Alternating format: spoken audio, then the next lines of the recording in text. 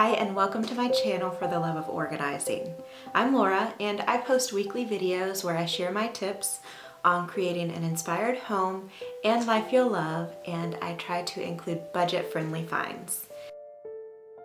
I'm participating in a collab today that is one of my favorites. The Dollar Tree Upcycle Challenge put together by Cathryn of Amateur Decorating like a pro. With just $5 and a few supplies I had on hand, let me share my take with you. Also, please remember to visit the other ladies participating. First up, a vintage look frame. Inspired by the chalk paint transformation of the antique mirror we hung in our powder room. You may recognize it from our home tour, which I'll link to below. I picked up this Baroque look frame from Family Dollar for just over $3.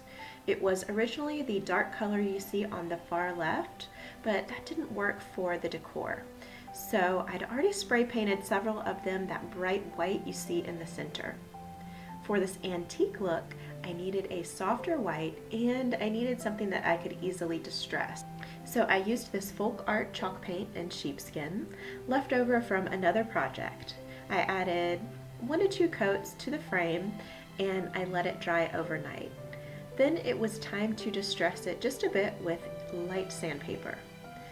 Just do a little bit of sanding until it gets that desired look for you. Next, I added the clear wax coat from the same brand, which you can find at any number of craft stores, and I wiped that away. The last step in the refinishing project is to add the antique wax, which works similar to a stain. You add a bit, wipe away, add a little more, and so on until you get your desired result. Here's a look at the beginning, middle, and finished product. I think it's a great match for the mirror. Now, I took a free fall printable from Angie Sandy and I made my own mat out of some craft paper. Voila! Festive fall art ready to display.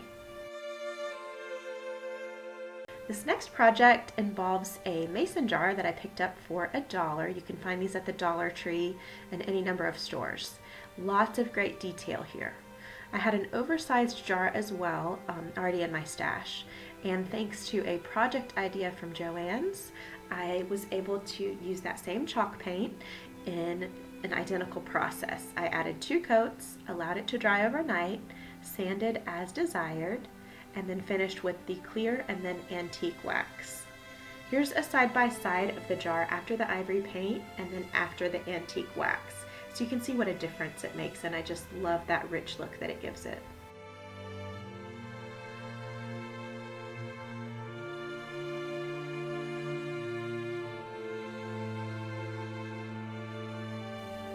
The third item I made over was actually a juice jar that I picked up at the Dollar Tree. I thought it was cute enough to save it instead of putting it in the recycling bin after we'd finished with the juice. I'd already removed the label and cleaned it before this video, but here I'm adding 2 coats of chalk paint and then sanding away and finishing with the wax process. Now notice how the antique wax really settles in the crevices here. I just love that.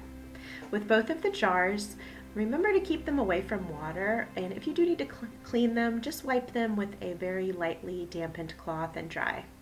They're really great for faux flowers, and I can only imagine how fantastic they're going to look with fall foliage. That's on my list to tackle this weekend. If you do want to fill them with live flowers, as I've done here, just be really careful when filling the inside of the jar with water.